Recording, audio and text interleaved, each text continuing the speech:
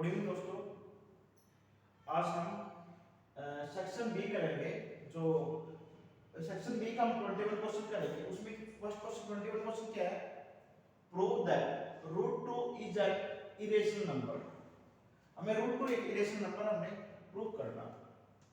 देखो √2 हमें irrational number prove करना। अब एक कॉन्ट्राडिक्शन ले लेंगे, कॉन्ट्राडिक्ट ले लेंगे कि हम मान के चलेंगे कि a बाय b क्या है, जंक्शन ले लेंगे कि a बाय b क्या है, रेशनल को प्राइम नंबर है। ठीक है, और मैं मान के चलूंगी कि ये रेशनल नंबर है, और रेशनल नंबर किसकी फॉर्म में होता है? p by a by b की फॉर्म में होता है। और मैंने इनको एक को प्राइम नंबर माना। को प्राइम नंबर वो होता है जिसका फैक्टर क्या होता है? 1 होता है, जिसका कॉमन फैक्टर 1 होता है। मैं मान के चला कि a का और b का जो कॉमन फैक्टर है वो 1 है, इसलिए मैंने को प्राइम नंबर लिया और ये रेशनल नंबर मान लिया। अब एक काम करता हूं, √2 equal to a by b, मैं दोनों साइड क्रॉस मल्टीप्लाई कर लूंगा, तो √2 equal to b equal to a। अब क्या करूंगा, मैं दोनों साइड स्केयर कर लूंगा। स्केयर बोथ साइड, हम स्केयर करेंगे बोथ साइड, क्या हो जाएगा? √2b का whole square equal to a square. √2 का b का स्केयर करेंगे तो 2b square equal to a square. ठीक है, अब देखिए, अब b square equal to a square upon 2। मैं काम करता हूं, देखो ये मैंने डिवाइड किया इसको a को 2 से। अगर ये इसकी कोई वैल्यू b निकली, a स्क्वायर बाय 2 को मैंने डिवाइड किया, कोई वैल्यू b निकली। अब देख, अगर ये वैल्यू इसकी किस पे डिवाइड है? जो किस पे डिवाइड है? a स्क्वायर 2 पे डिवाइड है।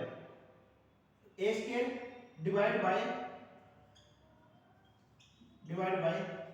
2, और तब उस कंडीशन में ये वैल्यू b दी। अब मैं क्या अज्यूम करके चलता हूं कि a इक्वल टू 2c मान के चलता हूं। अब यहां पे पुट करना वैल्यू इस इक्वेशन में, 2b square equal to a square. अब देखो 2b स्क्वायर और a की जगह में 2c का स्क्वायर करेंगे, 2b equal to 4c square, और b की वैल्यू हो जाएगी 2c स्क्वायर। ये 2 जाके से डिवाइड हो जाएगा और c स्क्वायर हो जाएगा b बाय 2। ये चीज देख, ये अब b से डिवाइड होके ये c b स्क्वायर है, ये c, ये जो b स्क्वायर 2 से डिवाइड होके वैल्यू दे रहा है c स्क्वायर, और यहाँ पे b स्क्वायर a स्क्वायर 2 से डिवाइड होके वैल्यू दे रहा है b स्क्वायर। अब देख, इन दोनों में a भी डिवाइड हो रहा है 2 से और b भी डिवाइड हो रहा है 2 से। a भी डिवाइड 2 से, b भी डिवाइड 2 से है, और जबकि हमने a और b को प्राइम नंबर लेके चले थे, तो ये हमारी बात थी वो गलत है, कॉन्ट्रडिक्शन हमारी, क्योंकि a और b में को प्राइम नंबर लेके चला था, लेकिन एक्चुअल में जो ये कितना निकला है, ये भी 2 से डिवाइड हो रहा है, ये भी किससे 2 से डिवाइड हो रहा है। जो चीज क्या है? कॉन्ट्रडिक्शन है, यानी कि कॉन्ट्रेरी है, कॉन्ट्राडिक्शन। जो मेरी बात बिल्कुल विपरीत है जो मैं मान के चला था, इसलिए √2 क्या होगा? Irrational number. √2 क्या होगा? Irrational number.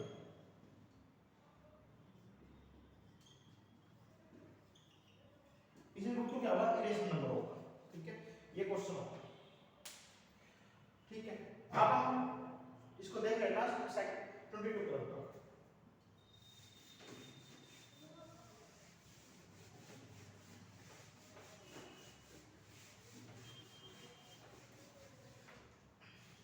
देखो, एबीसी से पैरेललोग्राम, एबीसी एक पैरेललोग्राम है। Point P divide the AB the ratio 2:3 में, अब Q divide the DC 4:2 that the OC is half of OA। ठीक है, ये एक पैरेललोग्राम है, A B C D, और ये Q P O।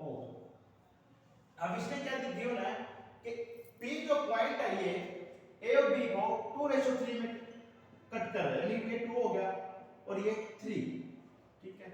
और क्यू जो पॉइंट है डीसी को 4:1 में कट कर रहा है, यानी कि ये 4 हो गया, ये 1 हो गया। आप एक काम करो, क्योंकि रेशियो में है, अब मैं मान के चलिए 2x और 3x में कट कर रहा है और ये 4y और 1y में कट कर रहा है। अब देखिए पैरेललोग्राम है, इसने सबसे पहले लिख दी पैरेललोग्राम है। अब पैरेललोग्राम की कंडीशन क्या होता है, आमने सामने की जो साइड होती है वो इक्वल होती है और पैरेलल होती है। अब अगर इक्वल होगी इसका मतलब 2x + 3x = 4y + 1y, यानी कि 4y + 1y इक्वल होना चाहिए, यानी कि 2x + 3x 5x = 4y + 1y, यानी कि 5y 5x। अब 5 से 5 कैंसिल, इसका मतलब x = y, x = y है तो आप इसको x मान लो या y मान लो, x = y है, आप हम इसको भी x मान लेंगे या फिर इसको y मान लेंगे, बात एक ही है। अब देखिए ये दो ट्रायंगल देख, एक ट्रायंगल है AOP, ट्रायंगल AOP, और एक ट्रायंगल है QOC, ट्रायंगल QOC। AOP में देख, अगर ये देखो AD और BC क्या है, पैरेलल है, और DC और AB क्या है, पैरेलल है। इसमें ये एंगल और इसका ये एंगल जो क्रॉसपॉइंट, ये क्या होगा, क्रॉसपॉइंट अपोजिट एंगल क्या होंगे, इसके क्या होंगे, इक्वल होंगे, यानी कि इसका A एंगल और इस ट्रायंगल का C एंगल वो इक्वल होंगे, और इसका ये एंगल और इसका ये एंगल ये भी क्या होंगे, इक्वल होंगे। इसका O एंगल और इसका O एंगल इक्वल है। अगर किसी दो ट्रायंगल के दो एंगल सेम है तो एंगल से वो ट्रायंगल क्या हो जाएगी, सिमिलर ट्रायंगल, सिमिलर ट्रायंगल। अब सिमिलर कौन सी है, AOP और QOC, वो सिमिलर ट्रायंगल होगी एंगल से, ठीक है। अगर एंगल से सिमिलर होगी, अब देख इस ट्रायंगल में AOP में इस ये एंगल O एंगल के सामने क्या है, AP O एंगल, और इसका O एंगल सेम है, इस O एंगल के सामने क्या है, QC, ठीक है। अब देख इस एंगल के सामने ये क्या है, OP, इसका ये एंगल और इसका ये एंगल सेम होगा, इस एंगल के सामने क्या, OP, और इसके A एंगल और C एंगल सेम था, इस C एंगल के सामने क्या है, OQ, ठीक है। अब इसका ये थर्ड एंगल और इसका ये थर्ड एंगल ये इक्वल होगा, क्योंकि एक ट्रायंगल में एंगल का सम क्या होगा, 180 होता है, ठीक है। तो इसके Q एंगल P एंगल के सामने P एंगल और इसका Q एंगल सेम होगा, इसके P एंगल के सामने क्या है, AO, और इसके Q एंगल के सामने क्या है, OC। अब वैल्यू पुट करनी, वैल्यू कैसे पुट करेंगे, AP कितना मेरा 2x, QC देखो QC ये AP है और QC की वैल्यू कितनी है, 1x, ठीक है, equal to AO upon OC। x से x कैंसिल, इसको क्रॉस मल्टीप्लाई कर दे, तो 2OC इक्वल टू AO, और OC की वैल्यू क्या होगी, हाफ ऑफ AO, ये 2 डिवाइड हो जाएगा, और ये हमें प्रूफ करना था कि prove that OC is the half of OA, ये हमें प्रूफ करना था। ये हमारे 22 क्वेश्चन एंड हो गया। अभी मैं 23 करूंगा।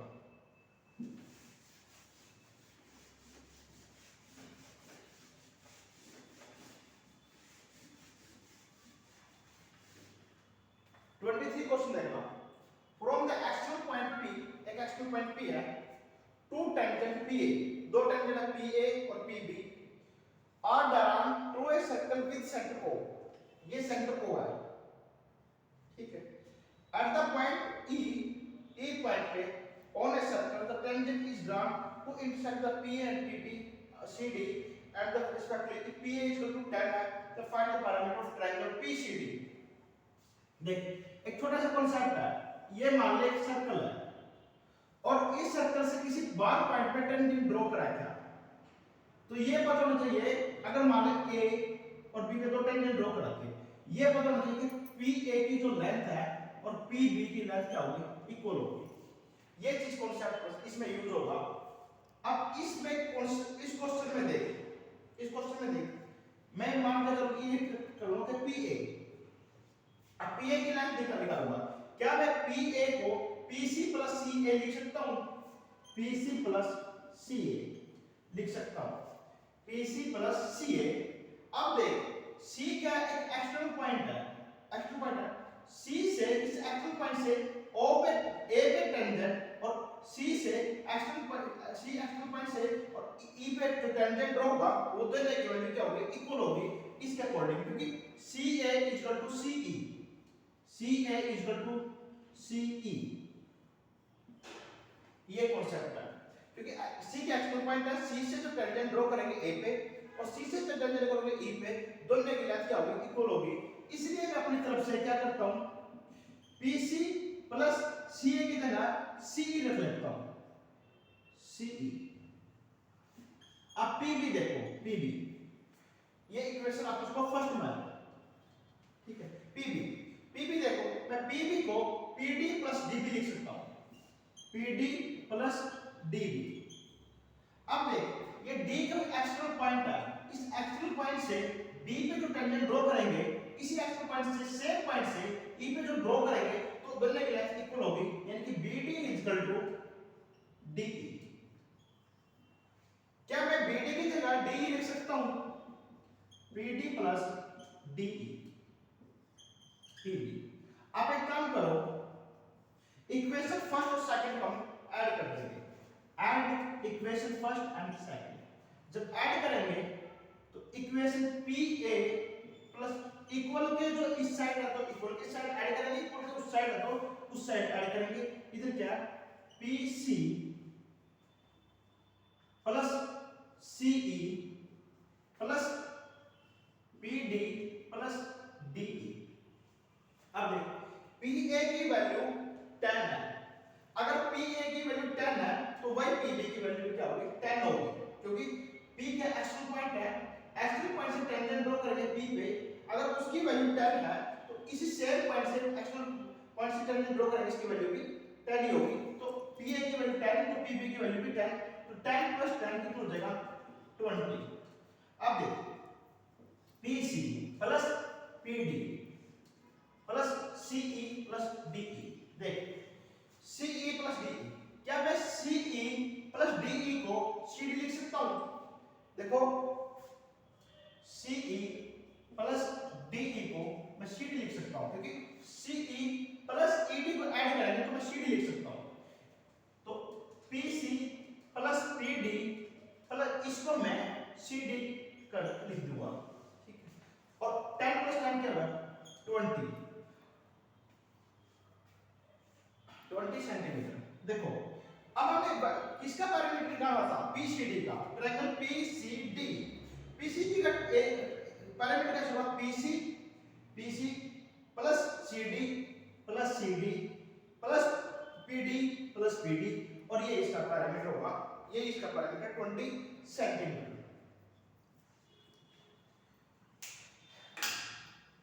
आप उतार लेना इसको।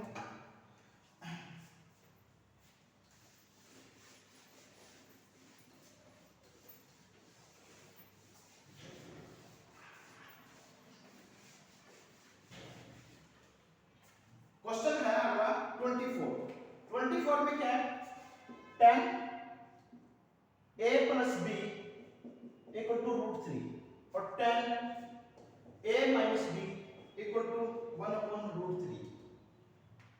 और क्या गिवन है कि a प्लस b की जो वैल्यू है वो 0 और 90 डिग्री के बीच में है, ठीक है, 0 डिग्री 90 डिग्री के बीच में है।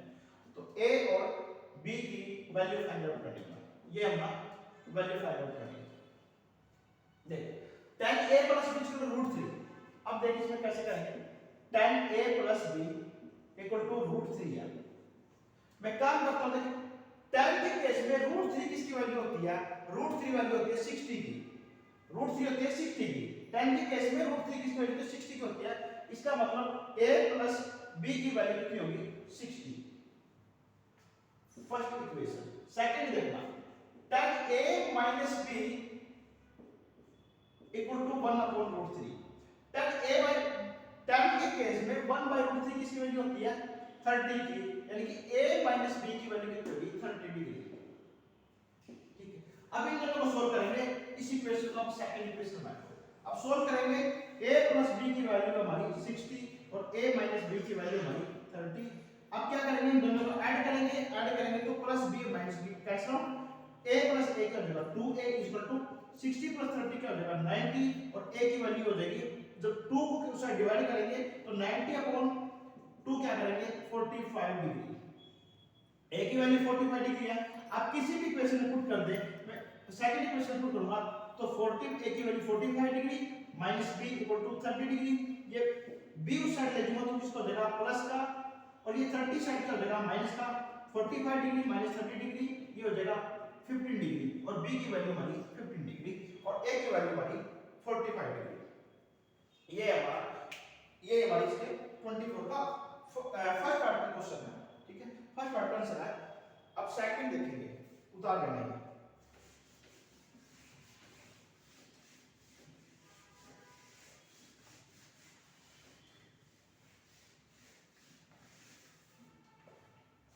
सेकंड है 2 secant 2 cosecant square 2 cosecant square 30, 2 cosecant square 30 degree plus x sin square 60 degree minus 3/4 tan square 30 degree equal to 10। हमें x की वैल्यू फाइंड आउट करनी है। अब x की वैल्यू कैसे फाइंड आउट करेंगे, 2 into कोसिकेंट स्क्वायर क्या होता है, कोसिकेंट 30 क्या होता है, कोसिकेंट 30 होता है √3/2 और √3/2 को क्या करेंगे, कोसिकेंट 30 होता है 1/2। देखो कोसिकेंट 30 होता है 1/2 और कोसिकेंट इसका क्या करेंगे स्क्वायर करेंगे तो किसको आएगा 1/2 का square plus x sin square 60, sorry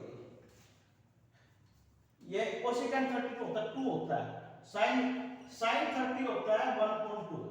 ठीक है, और 2 into 2 का square plus x into sin square 30 होता है √3/2 का स्क्वायर माइनस 3/4 tan 30 होता है 1/√3 का स्क्वायर इक्वल टू 10। 2 का स्क्वायर करेंगे 4 into 2 क्या होगा 8 प्लस x √3 का स्क्वायर करेंगे तो क्या आएगा 3 और 2 का स्क्वायर करेंगे 4 प्लस यहाँ पे माइनस 3/4 1 का स्क्वायर करेंगे तो 1 और √3 का स्क्वायर करेंगे 3 इक्वल टू 10। 3 से 3 कैंसिल, यह क्या होगा 8। अब 3/4 x माइनस 1/4 और ये 8 उस साइड जाके माइनस हो जाएगा 10 माइनस 8 2। अब देख ये आएगा हमारा और इसका 2 होगा, अब इसका सेम हो जाएगा हमारा 4 तो क्या हो जाएगा 3x माइनस 2 और 3x माइनस ये 4 इक्वल टू 2। ये 1/4 उस साइड जाके माइनस हो जाएगा प्लस हो जाएगा तो 3/x अपॉन 4 2 प्लस 1/4 एलसीएम हो जाएगा इसका 4 और ये हो जाएगा 8 प्लस 1 यानी कि 9/4 3x अपॉन 4 ये 4 से 4 कैंसिल और 3 उस साइड जाके डिवाइड हो जाएगा तो 3x इक्वल टू 9 और x उस साइड 3 डिवाइड हो जाएगा तो 9/3 तो x की वैल्यू हो जाएगी 3 और ये वैल्यू करनी थी x की वैल्यू 3 है। ठीक है दोस्तों, ये आपके 24 क्वेश्चन ये आपके 24 क्वेश्चन कंप्लीट हो गए। ठीक है, और बाकी हम फिर कल नेक्स्ट उसमें पार्ट में करेंगे। ठीक है, थैंक यू।